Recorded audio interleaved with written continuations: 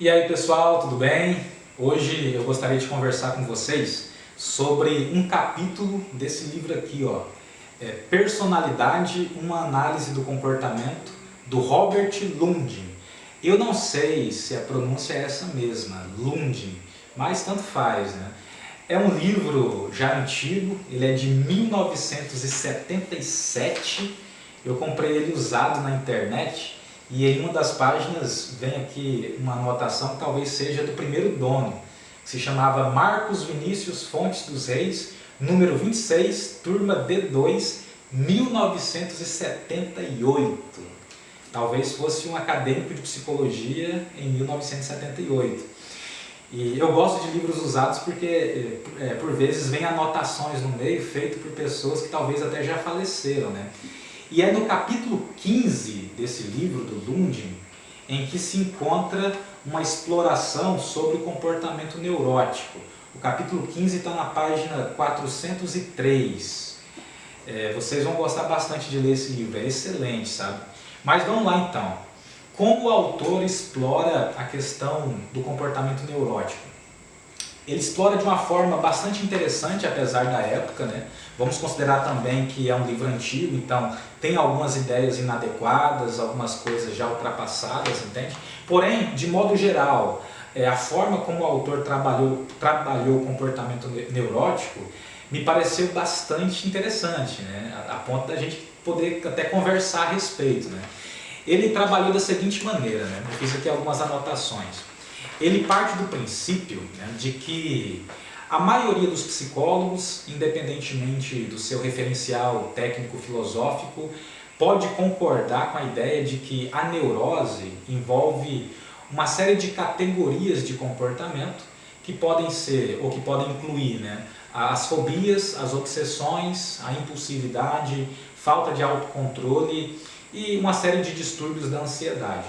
Entende? Então, segundo o autor, a maioria dos psicólogos talvez tenham alguma chance de concluir de forma aproximada, independentemente do seu referencial técnico-filosófico, que fobias, obsessões, impulsividade, falta de autocontrole num grau exacerbado poderia ser chamado de neurose, né, ou comportamento neurótico. Mas os autores vão variar muito sobre as causas e sobre os tratamentos. Por vezes vão ser rivais, né? Vão discordar visceralmente um do outro, outras vezes vão ter apenas propostas diferentes, não necessariamente discordantes, e assim por diante. Porém, o autor desse livro é behaviorista, então o foco dele aqui foi o entendimento do fenômeno a partir dessa perspectiva, né? Behaviorista radical. Bom, vamos lá. A partir da ideia ou da premissa, das premissas fundamentais do behaviorismo radical, o autor conclui que a neurose ela vai se desenvolver nas pessoas, as pessoas vão adquirir a neurose a partir dos mesmos processos com que qualquer comportamento é adquirido, entende? Não é algo, como eu posso dizer, não é um processo que foge às leis do comportamento. É a partir das próprias leis do comportamento que o comportamento saudável e o comportamento, vamos chamar assim, prejudicial, que eles se desenvolvem. Os princípios são os mesmos, só a aplicação e a circunstância em que acontecem que são diferentes, produzindo formas de funcionar diferentes nos organismos, entende? Então, o autor parte da premissa de que a neurose é adquirida a partir dos mesmos processos com que qualquer comportamento é adquirido, certo? Bom, mas beleza, uma vez que ele parte dessa premissa, né, de que fobias, obsessões, falta de autocontrole e impulsividade, dentre várias outras categorias de comportamento que são conhecidas como, né, estão dentro desse guarda-chuva que seria a neurose, e também partindo da premissa de que isso se desenvolve tal como qualquer comportamento se desenvolve em nós, ocorre que a gente ali na condição de leitor se pergunta, né, mas como é esse processo? Como é o processo pelo qual a neurose se desenvolve no indivíduo, né? Deixa eu só ver um pouco o tempo aqui, porque essa câmera só grava 12 minutos, né? Então eu vou ter que dar uma olhada no tempo aqui para não ficar falando enquanto a câmera está desligada. Então vamos lá. Ele parte do princípio, né, de que a neurose é construída nas interações que o organismo estabelece com o mundo à sua volta. Mas ele, para encontrar pistas de que isso é verdade, recorre a vários experimentos que foram feitos ao longo da história e que identificaram aquilo que poderia ser chamado de neurose experimental, só que não em seres humanos, uma neurose experimental em outros seres vivos. Geralmente quando nós lemos, hoje 2022, nós lemos um livro como esse, às vezes nós sentimos assim que vários experimentos foram bastante cruéis contra os animais, entende? Mas fazer o que, né? Era uma outra época, o que reinava, o que imperava eram outros entendimentos, né? Então vamos respeitar a questão cronológica com que a pesquisa foi feita, né? Então o Luden ele recorre a vários experimentos que podem dar alguma pista sobre como a neurose funciona nos seres humanos, porque um experimento com um organismo mais simples, com outro ser vivo, em condições mais simples, pode nos revelar aquilo que é essencial para que ocorra aquele fenômeno ali numa modalidade mais simples, de modo a nos ajudar a entender melhor como isso acontece em contextos que são socialmente relevantes, né, para o ser humano. Entende? Como no contexto humano, no nível humano mais complexo, aquele fator essencial também pode estar embutido, influindo no processo com que a neurose ocorre nos seres humanos, entende? Então assim ele foi buscar nesses experimentos com outros seres vivos esses fundamentos, entende? Esses aspectos fundamentais a partir dos quais a neurose se desenvolve em algum organismo. Ele citou vários experimentos, mas eu selecionei dois aqui, um que é do Pavlov e outro que é do Lindell, né? O do Pavlov funcionou mais ou menos o seguinte, né? O Pavlov ele acabou criando um procedimento e o resultado desse procedimento ele chamou de neurose experimental. Aparentemente foi o indivíduo que primeiro criou essa expressão, neurose experimental, né? Beleza, como é que era o experimento do Pavlov? Ele colocou cães para salivarem diante de um círculo e ele extinguiu essa resposta de salivar na presença de um elipse.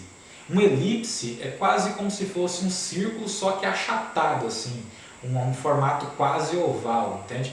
Então, o que acontece? Diante da elipse, os cães não salivavam e diante do círculo, os cães salivavam. Só que o Pavlov ele foi alterando o procedimento, fazendo com que a elipse gradualmente ficasse mais parecida com um círculo, entende? Então os cães foram respondendo bem até uma certa altura, entende? Só que a partir de um certo ponto, os cães já não conseguiam responder porque a elipse já estava muito parecida com o círculo, entende? Aqui no livro diz que quando a diferença entre o círculo e a elipse era de 9/8, os cães já não conseguiram mais distinguir uma da outra. E aí, a partir desse momento em que eles não conseguiam mais distinguir, quando a capacidade discriminativa deles foi forçada para além da capacidade, eles começaram a apresentar uma série de comportamentos estranhos. Eles ficaram agressivos, passaram a tremer, passaram a uivar, mordiam os arreios assim, que prendiam eles lá ao local do procedimento. Eles às vezes não queriam mais voltar para o procedimento, quando eram levados de volta para tentar testar o procedimento outra vez. Os cães se negavam a entrar lá no procedimento depois que a discriminação deles foi forçada a esse ponto, entende? Ao ponto deles não conseguirem mais saber, o organismo não sabia mais se salivava ou se deixava de salivar, entende? Porque o estímulo que indicava o que devia acontecer, o estímulo que produzia a salivação, já estava muito próximo do estímulo que gerava a não salivação, entende?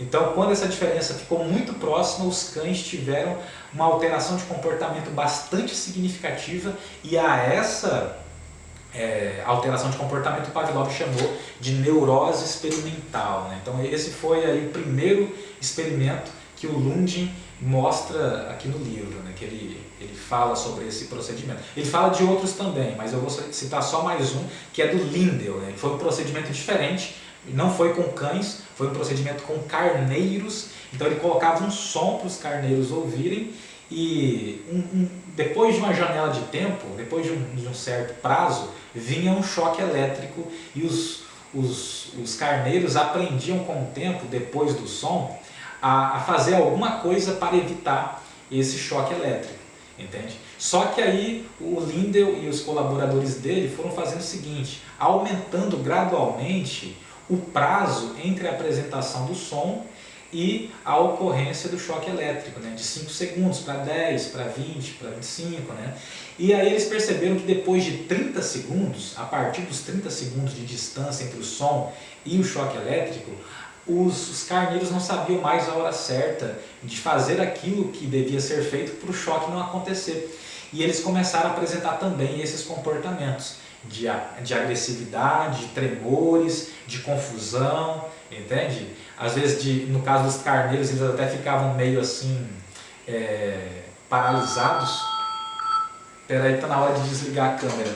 Então, voltando aqui, eu tive que parar um pouco a filmagem porque a câmera só filma durante 12 minutos. Mas vamos lá. É o seguinte, eu estava falando sobre os carneiros do Lindell, né, que depois que a distância entre o som e a ocorrência do choque elétrico ficou de 30 segundos, eles não conseguiam mais saber a hora certa e também começaram a apresentar um padrão de comportamento agressivo ou de tremores, de aumento da frequência cardíaca, dentre vários outros comportamentos, pequenas paralisias, entende? Que eles também, o Lindell e os colaboradores dele, chamaram de neurose experimental, né? E aí o Lundin cita vários outros procedimentos, várias outras situações em que a neurose experimental aconteceu em organismos de outras espécies, em outros seres vivos, e não nos seres humanos. É aí que a gente pode se perguntar, o que esses procedimentos com outros seres vivos conseguiram nos ensinar? O fato desses procedimentos serem simples, com organismos simples, é para facilitar observar o que há de essencial no processo, de modo a tentar encontrar esse essencial também dentro dos contextos complexos em que o ser humano opera. Então, como isso nos ensina coisas sobre o contexto em que os seres humanos se tornam neuróticos, os contextos que levam o ser humano a se tornar um neurótico. Bom, eu enumerei aqui 3 elementos que o texto do Lundin sugere que são úteis, que se observa nos experimentos com os outros seres vivos e que são úteis para nós entendermos como nós nos tornamos neuróticos. Então, um dos elementos é o seguinte, a situação em que o sujeito, em que o organismo, independentemente da espécie, seja da espécie humana ou de outra espécie, se ele estiver numa situação que impede a fuga ou a esquiva, esses sintomas têm uma certa chance de ocorrer se essa condição perdurar muito tempo. Então, se você ser humano, estiver diante de circunstâncias desagradáveis, circunstâncias punitivas, circunstâncias que são estressoras para você e que essa circunstância esteja organizada de tal forma que você não consegue fugir dela, nem escapar, nem minimizar de alguma forma, pode ser que ocorram alguns sintomas neuróticos em você, pode ser que você comece a apresentar alguns comportamentos neuróticos. Outro elemento aqui é a baixa controlabilidade sobre os resultados. Então, independentemente da espécie, em outras espécies ou na nossa, com variações de complexidade de um contexto para o outro, quando ocorre de você não conseguir controlar bem os resultados do que você está fazendo, quando não existem garantias sobre o que você deve fazer ou sobre o que você vai obter ao fazer algo, quando há completa incontrolabilidade sobre os resultados, sobre as consequências do seu comportamento, pode ser também que esses comportamentos neuróticos, essas alterações comportamentais comecem a ocorrer, especialmente se a circunstância perdurar. Quanto mais tempo perdurar a circunstância, maiores são as chances de que esses sintomas aí, fobias, obsessões, impulsividade, autocontrole comecem a ocorrer. E isso conforme o raciocínio do Robert Lundin. Eu só estou explicando o raciocínio que ele colocou no artigo dele aqui. Outro fator que contribui bastante para a formação do comportamento neurótico são as circunstâncias que forçam a discriminação para além da nossa capacidade, como ocorreu lá com os cães do Pavlov no experimento que ele fez, em que ele foi dificultando a discriminação que os cães faziam do círculo em comparação com uma elipse, né?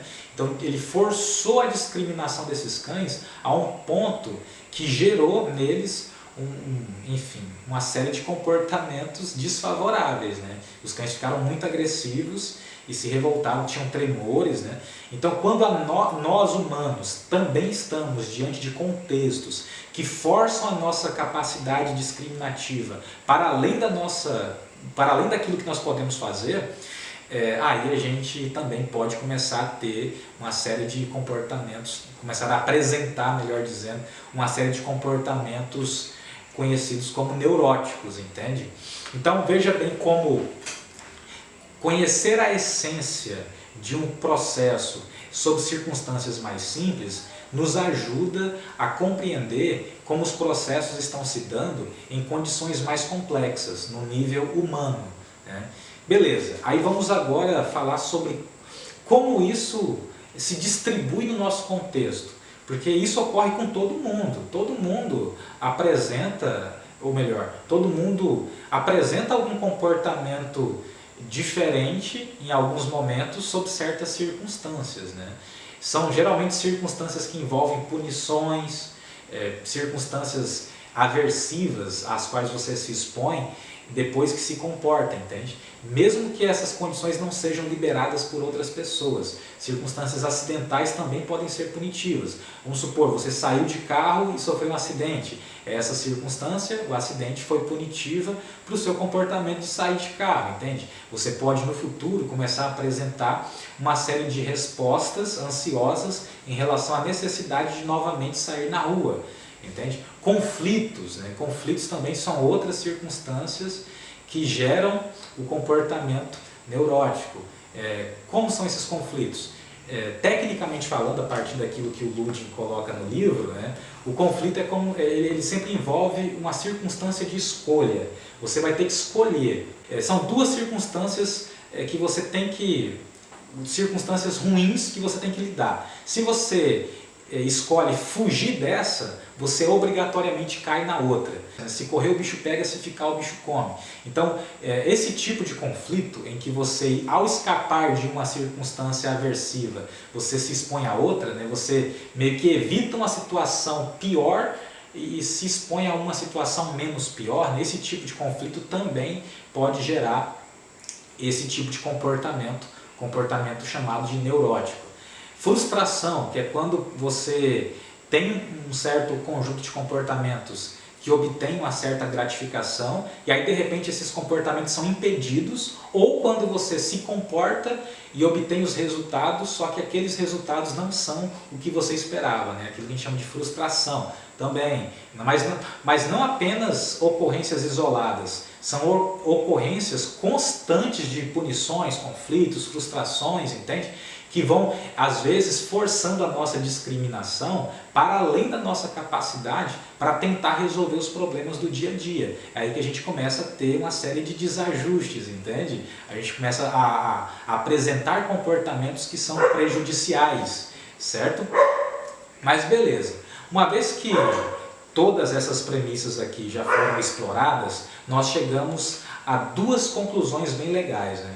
A primeira é bem óbvia, você já deve ter concluído aí, que é o seguinte: o comportamento neurótico ele é desenvolvido então a partir da história de vida do sujeito.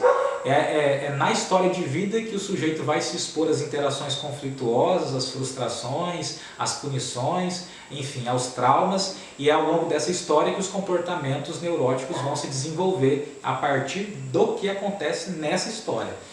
Essa é uma das conclusões mais básicas às quais nós podemos chegar.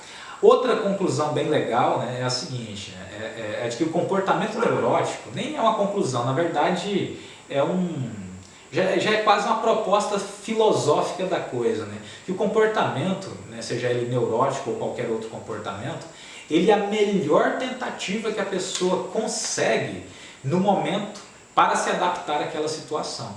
entende? Então, a obsessão, a fobia, a impulsividade, a falta de autocontrole, né, a supressão condicionada de uma certa situação ansiogênica, tudo que a pessoa faz nessas circunstâncias, nesses momentos complicados, é basicamente o melhor que ela pode fazer para tentar se adaptar à circunstância. Então a fobia dela é o melhor que ela consegue fazer para se adaptar àquela circunstância. A obsessão dela é o melhor que ela consegue fazer para se adaptar àquela circunstância, entende? Então são circunstâncias distribuídas ao longo de uma história de vida que levam os indivíduos a desenvolverem alguns comportamentos que são denominados como neuróticos, entende? Bom, eu vou desligar a câmera que está quase na hora de ligar de novo, que ela só grava 12 minutos. Beleza, continuando aqui, né? Como eu disse, então, o comportamento neurótico, ele é a melhor tentativa que a pessoa consegue para resolver a circunstância conflituosa dela, ou a frustração dela, ou as punições que ela está recebendo naquele momento. É a melhor tentativa que ela pode fazer para lidar com isso que está acontecendo, entende? Isso também nos sugere que há uma questão de repertório comportamental restrito. Talvez a pessoa não consiga resolver o problema porque ele não tem possibilidades comportamentais suficientes para tentar resolvê-lo, né? Mas aí, lendo o livro, né, lendo o capítulo 15 do livro, o leitor pode chegar na seguinte dúvida, que foi a dúvida que eu cheguei, né? Que é o que diferencia mesmo um neurótico de um não neurótico, né? Essa é uma pergunta interessantíssima. O que de fato diferencia o cara que é neurótico de um cara que é um não neurótico, né? Então, o livro ele sugere o seguinte, né?